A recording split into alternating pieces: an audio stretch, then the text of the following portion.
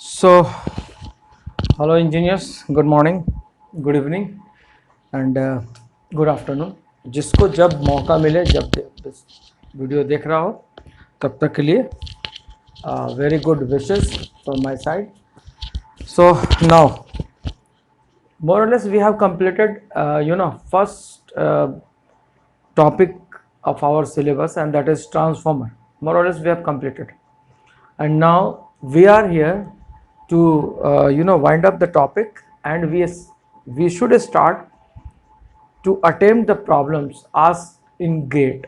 Okay, so from today onwards I'll solve problems based on transformer, and that has been already asked in GATE examination, right?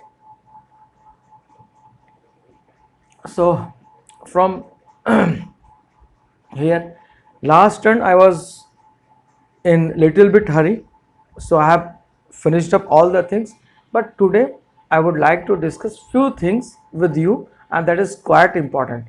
And after that, after discussing it with you, then I can say that you are able to solve any problem related to transformer, and that has been asked in your GATE examination. Any problem, only one condition is you have to use the concept, or you have to go through the lecture whatever I have taught. I am very much damn sure you would not miss even a single question, not even a single question in your GATE examination, right? What you have to do, you have to follow me only. If you are having any type of difficulty, if you are facing any type of problem while attempting the question, you may contact me, you may ask me, okay? But try to follow whatever I have taught or whatever I have delivered in my lecture, okay? So now I would like to move.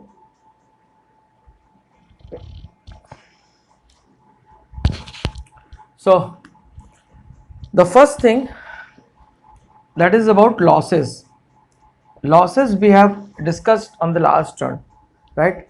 And it was eddy current losses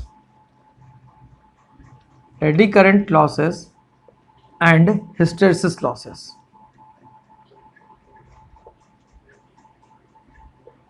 यहाँ पर कुछ चीज़ें आपसे पूछी जाती हैं जो कि आपको थोड़ा सा ट्विस्ट कर दिया जाता है, थोड़ा सा आपको कंफ्यूज करने की कोशिश किया जाता है कि आप ट्रैप हो, ठीक है? But you have to be very alert.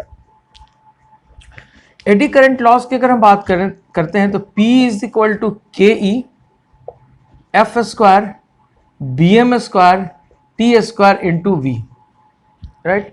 एक बार ट्रांसफॉर्मर अगर बन गया आपका तो थिकनेस ऑफ द कोर तो आप चेंज नहीं कर सकते, वॉल्यूम आपका चेंज नहीं कर सकते, आप ट्रांसफॉर्मर के अंदर झांक भी नहीं सकते, है ना? आप करोगे क्या? तो आपके पास क्या बचा कि P इज इक्वल टू और प्रोपोर्शनल टू कर सकते हैं हम F square B M square. This is our first equation. So eddy current loss is directly proportional to F square and BM square, right? Transformer अगर आपका, तो अब हम इनको भी इसी में ले लें तो हम क्या ले सकते हैं? P is equal to K E dash F square B M square. अब हम इसको कह देते हैं फर्स्ट इक्वेशन, राइट? अब हम आते हैं हिस्टेरेसिस भाई की तरफ. हिस्टेरेसिस के बारे में लास्ट टाइम हमने कुछ थोड़ा सा नहीं बताया था. Basically this is B H curve, है ना? This is nothing but B H curve, है ना? सो बी एच कर्व की अगर हम बात करें तो ये हमारा बी एच कर्व है, ठीक है? और बिफोर सैचुरेशन, ये तो मैंने आपको बताया था, मुझे भी याद है कि ये रिटेंटिविटी होती है, ये हमारी कोर्सिविटी होती है. H is directly proportional to I and this is directly proportional to phi. This is magnetic flux density, तो ये हमारा फाई एम हो जाएगा, इसको बी एम कर लीजिए आप, और H आपका I का प्रोपोर्शन आ गया, ठीक है? यहाँ पर ये एरिया जो बताता है आपका, ये एरिया बताता है दिस एरिया, यानी कि area A B C, A B कर दीजिए, A B C D E F,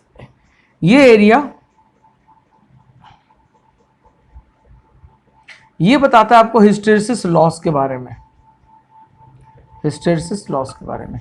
इसका मतलब क्या हुआ कि ये जितनी ज़्यादा होगी उतना ही ज़्यादा ये एनर्जी आपकी कंज्यूम करेगा।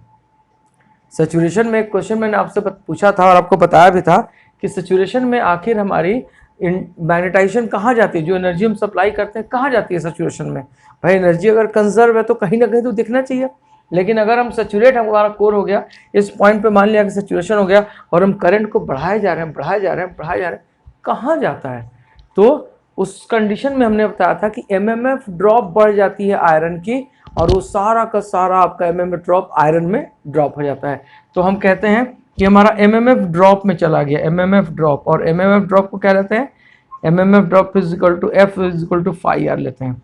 मैंने आपको लास्ट टाइम एक रिलेशन बताया होगा, अगर नहीं बताया होगा तो फिर आज बता देता हूँ। MMF is equal to N I and this is equal to phi R. R is reluctance not resistance, so mind it, this is R L कर देता हूं मैं एल सबस्क्रिप्ट लगाता हूं, phi R L, and this is equal to H into L कर देता हूं मैं, ठीक है। Phi R N I is equal to phi R and phi R is equal to H L, है ना। ये मैंने आपको बता दिया, ये हमारा एमएमएफ का इक्वेशन। इसका मतलब क्या हुआ कि सैचुरेशन अगर होगी तो ये सारा का सारा एनर्जी आपका कंज्यूम हो जाएगा। इसीलिए कहा जाता है कि अगर अच्छा ट्रांसफार्मर हो तो हमारे को क्या करना चाहिए, उसकी हिस्टेरिसिस लुक कम होनी चाहिए। अगर हम सॉफ्ट आयरन का कोर अगर लेते हैं तो फेराइट वगैरह का, तो ये देखो आप, ये इतना प्यारा सा बनता है आपका hysteresis curve, phi and this is B, और सॉरी एच, ठीक है, छोटा सा। अब क्या होगा, आपको मैग्नेटाइजेशन मोर और लेस इतना ही मिल जाएगा, कोर्सिविटी आपको मोर और लेस इतनी मिलेगी, इससे कम मिल जाएगी, ठीक है। और आपका एरिया क्या होगा, कम हो गया, तो हिस्टेरिसिस लॉस क्या हो जाएगी, कम होगी। And loss is nothing but power, what में होती है ना, वॉट में। तो हम क्या करते हैं, एनर्जी पर टाइम भी ले लेंगे तो हमारा पावर के बराबर हो जाएगा। Power is equal to energy upon time, है ना, यही तो है ना, rate of work done is called power, यही कहा था ना। So rate of work done is called power, है ना, right. So P is equal to E by T, है ना। तो ये एनर्जी आपको दे देगा। तो यानी कि आपको पावर भी आप कैलकुलेट कर सकते हो यहाँ से। अगर आपको हिस्टेरिसिस लॉस मिल जाए कहीं से, तो हिस्टेरिसिस लॉस में टाइम पीरियड से अगर आप डिवाइड कर दोगे या फ्रिक्वेंसी से मल्टीप्लाई कर दोगे तो आपको एनर्जी वहाँ की, सॉरी पावर वहाँ की आपको मिल जाएगी कि इतनी पावर यहाँ पे कंजम्पशन होती है, ठीक है। आइए अब हम आगे बढ़ते हैं। तो ये हमारा हिस्टेरिसिस लॉस था। तो हिस्टेरिसिस लॉस की अगर हम बात कर लिया हमने, तो हिस्टेरिसिस लॉस ज़्यादा नहीं, ज़रूरत पड़ेगी तो और मैं बताऊंगा, बट लेकिन इतना काफ़ी है। इसके एरिया पे ध्यान दीजिएगा, जितनी ज़्यादा एरिया होगी उतना ही ज़्यादा आपको लॉस बियर करना पड़ेगा। सो नाउ अब हम आते हैं हिस्टेरिसिस लॉस पे। हिस्टेरिसिस लॉस के बारे में हमने कहा था P H is equal to K H, K H F B M to the power X, और x को हमने कहा था कि दिस इज आवर, अब v यहाँ भी हम कांस्टेंट कर दिया हमने, इसको केच डैश कर दो। ये हमारा v, हमने v और केच को हमने मिला दिया, केच डैश कर दिया। ये हमने कहा था x हमारा एस्टिमेट कांस्टेंट होती है और इसकी वैल्यू 1.2 से लेकर 1.8 के आसपास मैंने बताया था कि इसकी x की वैल्यू हम ले लेंगे 1.2 से लेकर 1.8 तक आपको मिल जाएगा। 1.6 के आसपास इसकी हम वैल्यू लेते हैं, 1.6 के आसपास एस्टिमेट कांस्टेंट दी हुई है, ठीक है। नहीं दी हुई है तो आप मान लीजिए 1.6 पे कैलकुलेट कर दीजिए आप, कोई प्रॉब्लम नहीं आएगी, ठीक है। नौ ये दोनों बातें हो गई, ठीक है। अब ये दोनों मिलके क्या बन जाते हैं, तो दोनों मिलके हमारे आयरन लॉस बन जाते हैं, फाइन। अब थोड़ा थोड़ा हमारे को इस बात पे स्टडी करना है कि ये किस पे डिपेंडेंट है, वोल्टेज पे, फ्रीक्वेंसी पे, किस पे ये डिपेंडेंट है, ये थोड़ी सी आपको पढ़ना पड़ेगा, है ना। थोड़ा सा हम डिस्कस करेंगे हम लोग। भाई लेक्चर लेते लेते बहुत थकान हो जाती है, तो थोड़ा बहुत कभी कभार चाय पीना पड़ता है, so please don't mind, please don't mind. आइए, so eddy current loss is equal to, ये हमारे को मिल गई। अब हम इसको यहाँ से रब करते हैं और आपको बड़ी अच्छी अच्छी बातें बताते हैं, और उसके बाद फिर हम अटेम्प्ट करेंगे प्रॉब्लम को। देखिए, फर्स्ट हमारे को मिला eddy current loss, eddy current loss. इसको आपने कहा कि P is equal to K E dash F square B M square, equation number 1। इसको हम ये भी लिख सकते हैं के ई डैश, ये के ई डैश आपका प्रोपोर्शनलिटी कांस्टेंट है, F square phi M square A square equal to, चूंकि आपको मालूम ही है ना, यही तो लिखते हो आप, phi is equal to B M,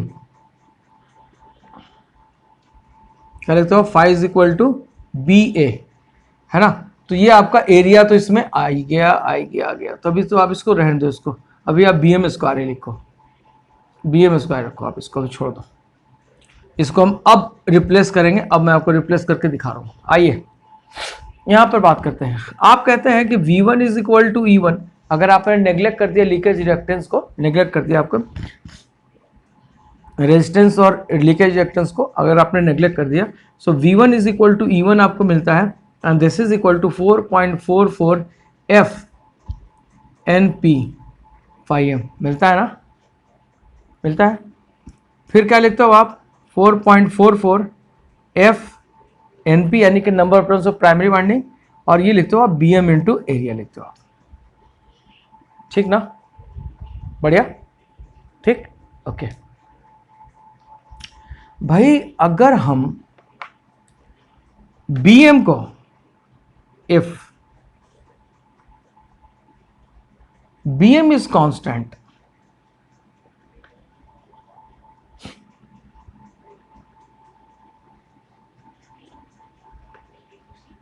या ऐसे करें, ऐसे BM को कांस्टेंट ना करके हम ऐसे करते हैं, ये टर्म हमारी कांस्टेंट होती है, सिंपल सी बात है, ये कांस्टेंट, सिंस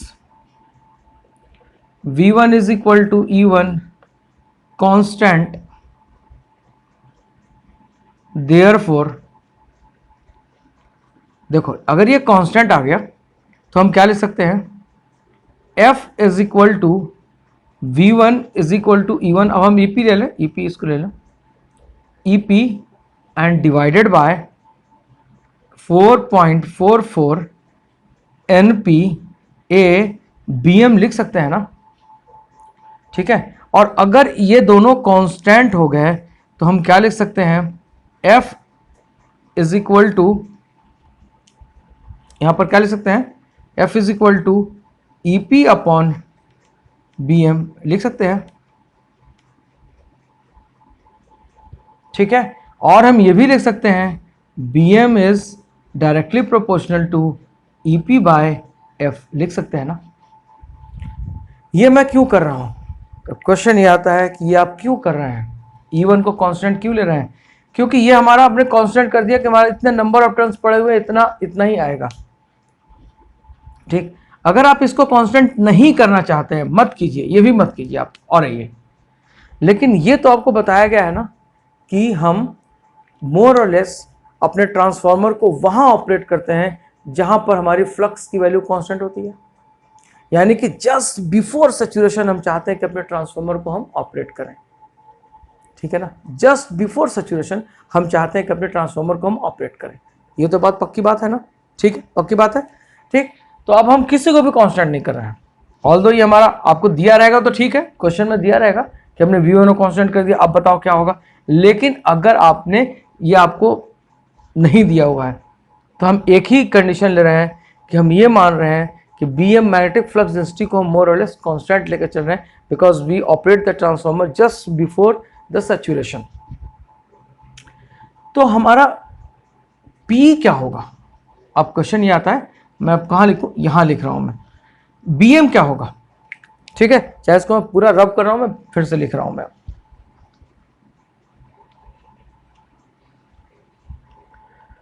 तो आपने लिखा BM is equal to EP divided by 4.44, है ना, EP 4.44 F NP into A, ये लिख सकते हैं आप, ये लिखेंगे, होता भी यही है। आइए P की वैल्यू क्या होगी, P is equal to KE dash F square, और BM के जगह पर अगर हम इतना रख दें, so this will be equal to P square, देखिए EP स्क्वायर, और ये 4.44 whole square, this is F square NP square and A square, this gets cancelled. अब ये क्या होगा, अब ये भी कांस्टेंट है, ये भी कांस्टेंट है, ये भी कांस्टेंट है, ये भी कांस्टेंट है, प्राइमरी वाइंडिंग की वोल्टेज आप कम ज़्यादा कर सकते हैं, चेंज कर सकते हैं, और कांस्टेंट नहीं है तो प्राइमरी वोल्टेज में आप सप्लाई कम ज़्यादा कर सकते हैं। अगर 100 वोल्ट का ट्रांसफॉर्मर है तो 95 भी दे सकते हैं, 105 भी आप अप्लाई कर सकते हैं। प्राइमरी वोल्टेज हमारी कम ज़्यादा हो सकती है। तो इसका मतलब क्या हुआ कि अगर ये कांस्टेंट है, ये कांस्टेंट है, तो P I will be directly proportional EP square, होगा या नहीं होगा, वेयर के ई डैश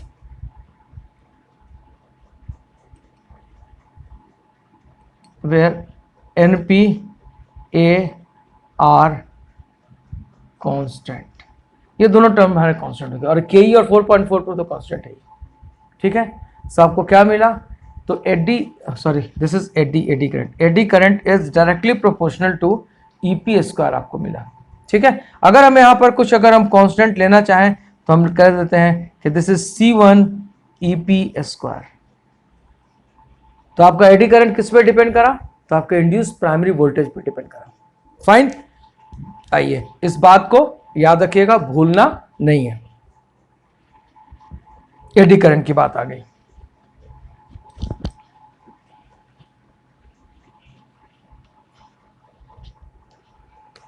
अब हम चलते हैं सेकेंड हिस्टेरिसिस लॉस की बात करते हैं जरा।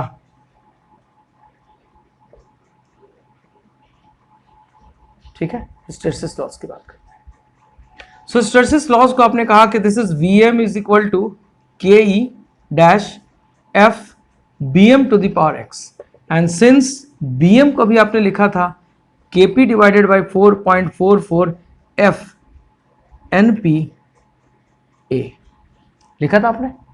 यहां जरा हम वैल्यू सब्स्टिट्यूट कर दें, so P is equal to K E dash F B M के जहां पे हम लिख दें E P and divided by 4.44 F N P A.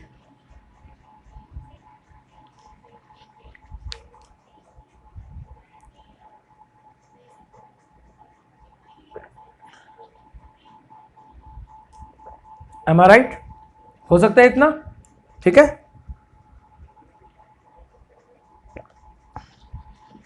So since 4.44 x N P x A x K ई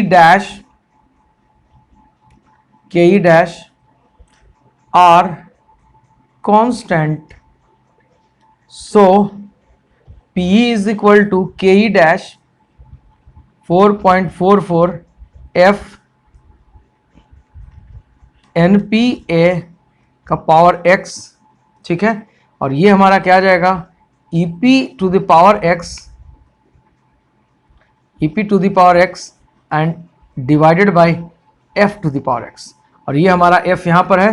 इसको हम क्या ले सकते हैं, Ke dash 4.44 NPA and to the power x, and this is EPX and divided by F to the power x।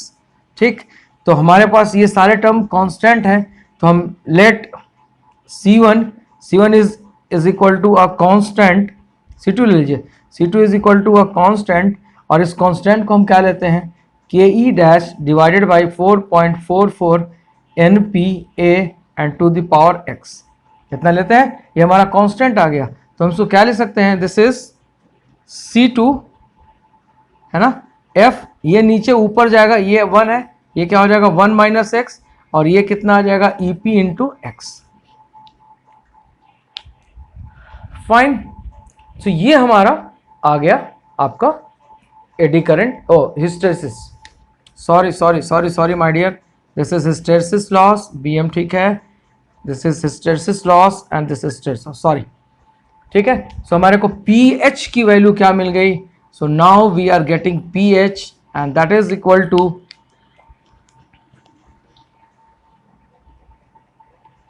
pH we are getting C2F 1 minus x and EP to the power x। This is what, EP आपका primary का voltage है, और अगर आपको leakage reactance वगैरह दी रहेंगे, impedance अगर दी रही होंगी, तो हम इसको V1 में कन्वर्ट कर देंगे, और अगर नहीं दी होंगी तो हम आपको ईपी से डायरेक्ट हम सॉल्व कर लेंगे, राइट।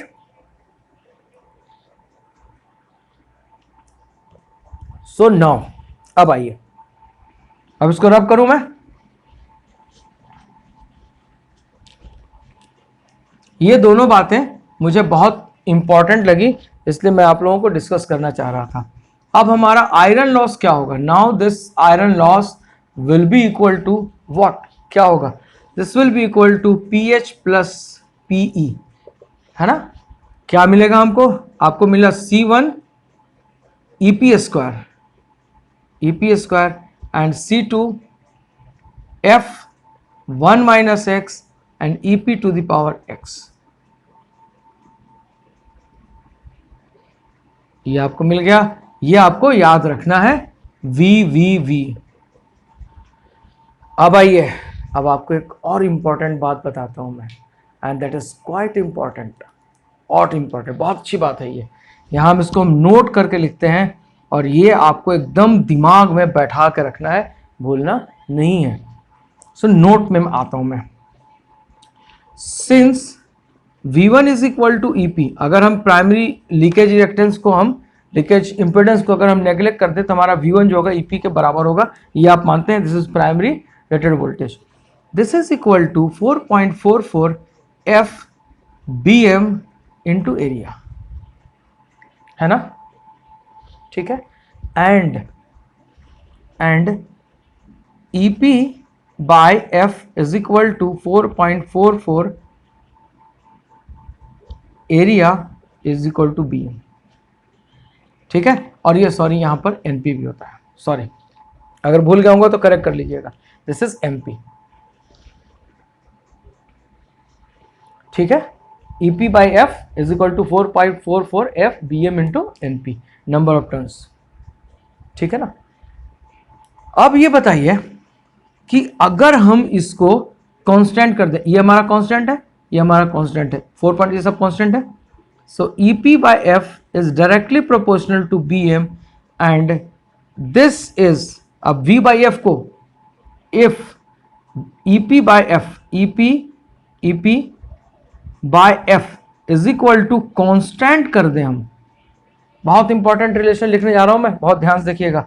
ईपी बाय एफ को अगर हम कांस्टेंट कर देंगे, सो क्या होगा? सो बीएम हमारा कांस्टेंट हो जाएगा ना। माय डियर सर, अगर आपका बीएम कांस्टेंट हो गया तब क्या होगा? अगर बीएम आपने कांस्टेंट कर दिया, अभी आप कांस्टेंट करने की बात कर रहे थे, 50 हर्ट्ज होती है ये, और ये रेटेड प्राइमरी वोल्टेज होती है, तो ये दोनों कांस्टेंट हो सकते हैं। अगर इन दोनों को हमने कांस्टेंट कर दिया, क्योंकि ये 50 हर्ट्ज है और रेटेड ये प्राइमरी वोल्टेज है, ये V बाई एफ के रेशियो को अगर आपने कांस्टेंट कर दिया, तो बीएम क्या हो जाएगा? BM will be constant. So BM constant. My dear sir, बहुत इंपॉर्टेंट रिलेशन मिलने वाला है। अगर आपका बीएम कांस्टेंट हो जाएगा तो अब आप क्या लिखोगे? अब आप लिखोगे P I is equal to P and plus P H. P में क्या लिखोगे? अब आप लिखोगे के ई, सब कांस्टेंट है ना। के ई डैश कर लीजिए, के ई डैश कर दे रहा हूं मैं, के ई डैश। बीएम आपका कांस्टेंट हो गया, एडी करंट लॉस लिख रहे हो आप, तो क्या लिखोगे? के ई डैश एफ स्क्वायर, क्योंकि बीएम कांस्टेंट हो गया। तो अब हम ये ना लिख के, अब हम ये लिख दे रहे हैं C1 एफ स्क्वायर, चूंकि बीएम आपका कांस्टेंट हो गया। अब ये किसके लिए है? This is the relation for BM constant और V बाय एफ कांस्टेंट, ये इसके लिए है, इसको भूलना नहीं है। सो हम यहां क्या लिखेंगे? C1 एफ स्क्वायर, C1 ही लिया था सब में आपने, यस C1 ही लिया था आपने, एंड प्लस ये क्या लिखेंगे? C2 eddy current loss. अब एडी करंट किसको होती है? B F into B M to the power X. B M constant है, तो यहाँ क्या आ जाएगा मेरे भाई? यहाँ पे आ जाएगा एफ। सो आपका आयरन लॉस किसके बराबर आ गया? C1 F and C2 F, C1 F square and C2 F square. मजे की बात, इस पे भी आपसे क्वेश्चन पूछे जाएंगे, इसलिए याद रखिएगा। इसीलिए मैं आपको बता रहा हूं, किससे भी क्वेश्चन पूछे जाएंगे, इसको भूलना नहीं है। अब आइए, अब हम अलग अलग करते हैं इसको।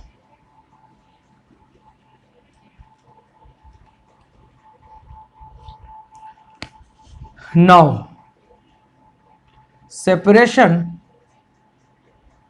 separation of AD current loss and hysteresis loss हमारे को मिल गया. This is iron loss C1F and C2F, C1F square, ये मिल गया हमको. क्या कर सकते हैं हम? देखो ये पैराबोलिक इक्वेशन लग रहा है और ये आपका लीनियर इक्वेशन लग रहा है. क्या हम ऐसा कर सकते हैं? थोड़ा सा दिमाग लगा सकते हैं, ऐसा कर सकते हैं क्या? बोलिए. दिस विल बी मोर और less equal to y equal to mx plus c के बराबर होगा. ऐसा कर सकते हैं? यस, ऐसा कर सकते हैं, क्योंकि हम इंजीनियर हैं, कुछ भी कर सकते हैं. वी आर इंजीनियर और हमें इसी बात की हमें बहादुरी मिलती है, इसी बात की हमें तारीफ मिलती है कि we can do anything. So PI/F इसको हम स्ट्रेट लाइन बना सकते हैं. अब आप देखिए क्या लिखेंगे. आप ये लिखेंगे this is your x axis, this is your y axis. यहाँ पर आप क्या लेंगे? फ्रीक्वेंसी को. ये ओरिजिन आ गया आपका. यहाँ पर क्या लेंगे? आप आयरन लॉस को लेंगे, है ना. PI/F total iron loss. This is iron loss. Fine, ले लिया आपने. ये स्ट्रेट लाइन है और इसका इक्वेशन कैसा आता है? If I am not mistaken, और अगर मैं कोई भूल नहीं कर रहा हूं तो आपका इक्वेशन ऐसा आता है ना. यहां से यहां तक आप कहते हो कि दिस इज योर C, तो यहां से यहां तक एक लाइन खींच दो, तो यहां से यहां तक आपको क्या मिलेगा? तो यहां से यहां तक मिलेगा आपको C2. मिल गया C2. और M ये है ना, C1 कहाँ मिलेगा? Slope of the line. Slope of line ये क्या होता है? ये M होता है. y equal to mx plus c में c ये होता है, ये स्लोप होता है. तो ये हमारे को क्या मिलेगा? F अगर यहां पर है तो ये क्या देगा? This will be equal to C1. ठीक है, फाइन. तो हम यहां से हम कैलकुलेट कर सकते हैं. ये हमारा यहां से अलग अलग दोनों पोर्शन हमारे आ गए और यहां से हम इन दोनों को जोड़ देते हैं, हमारे को टोटल आयरन लॉस मिल जाता है. इस पर बेस्ट आपको न्यूमेरिकल है, इस पर आप न्यूमेरिकल सॉल्व करेंगे. ठीक है, फाइन. यहां तक आपको याद रखना है. ठीक है. सो अब हम मोर और लेस फिर हम अपने प्रॉब्लम पर चलते हैं. यहाँ पर हमको आपको इतनी बातें समझानी थी, इतनी बातें बतानी थी. अब हम प्रॉब्लम डायरेक्ट डील कर सकते हैं.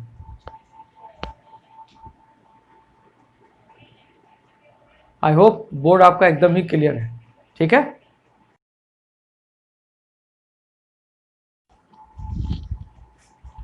So now the problem is that the hysteresis loop of a magnetic material has an area of 5 centimeter square with scales as given as 1 centimeter is equal to 280 and 1 centimeter is equal to 50 milliweber.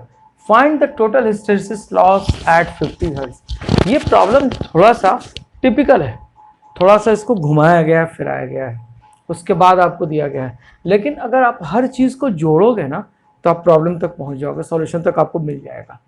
ठीक है. कैसे हमको जोड़ना है? देखो, इन्होंने कहा कि हिस्टेरेसिस लूप है, तो ये आपका हिस्टेरेसिस लूप है. This is H and this is B. यही आपका हिस्टेरेसिस लूप होता है.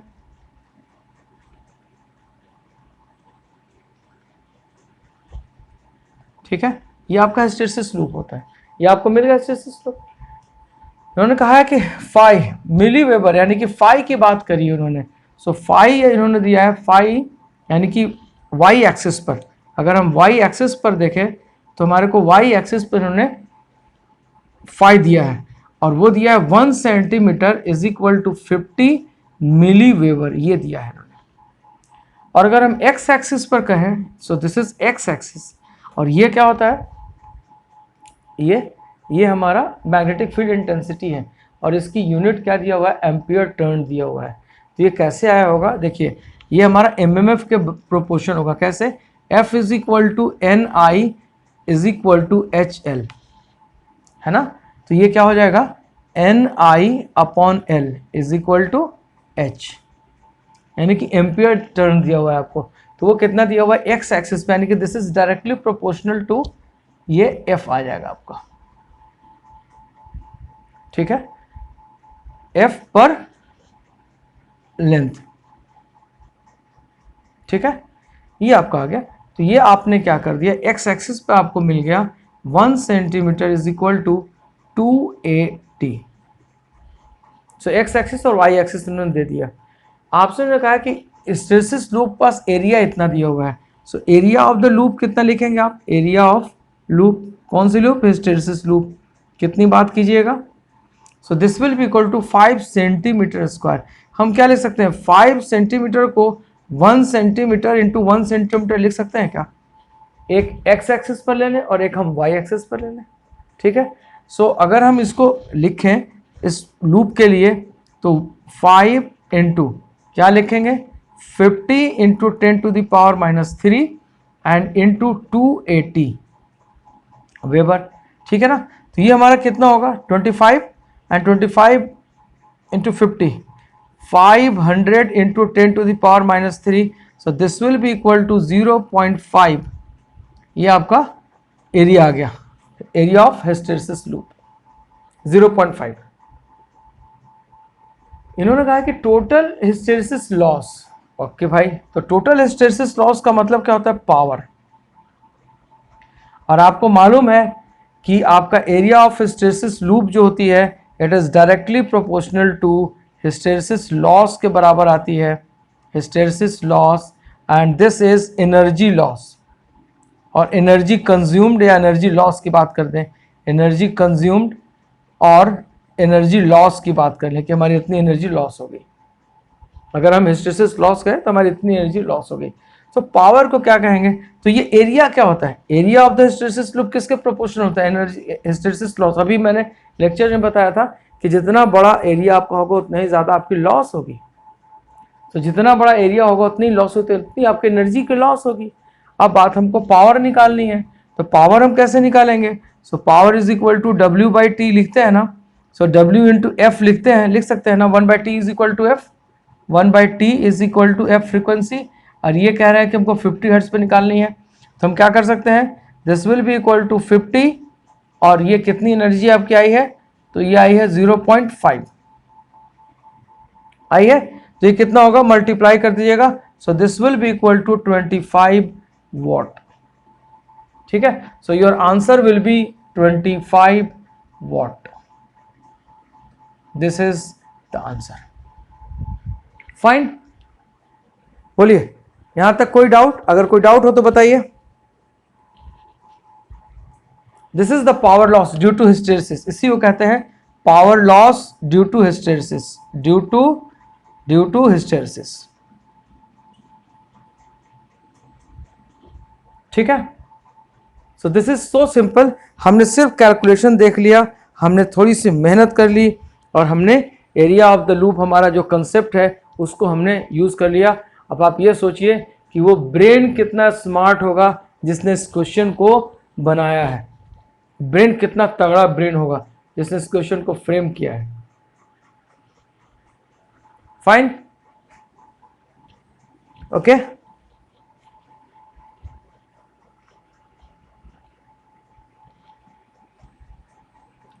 और यहां से हमने BH कर्व को हमने कन्वर्ट कर दिया था MMF में, है ना, कि this is directly proportional, L को कांस्टेंट कर दे तो डायरेक्टली प्रोपोर्शनल टू हमारा MMF हो जाएगा। So F is directly proportional to N और B is directly proportional to flux, तो हमने इसको कैलकुलेट कर लिया। फाइन, सो दैट्स ऑल, आप इसको इस तरीके से सॉल्व करेंगे। हम आते हैं फिर अब नेक्स्ट प्रॉब्लम पर, ओके। नेक्स्ट प्रॉब्लम हम लेते हैं, उसको फिर हम सॉल्व करते हैं।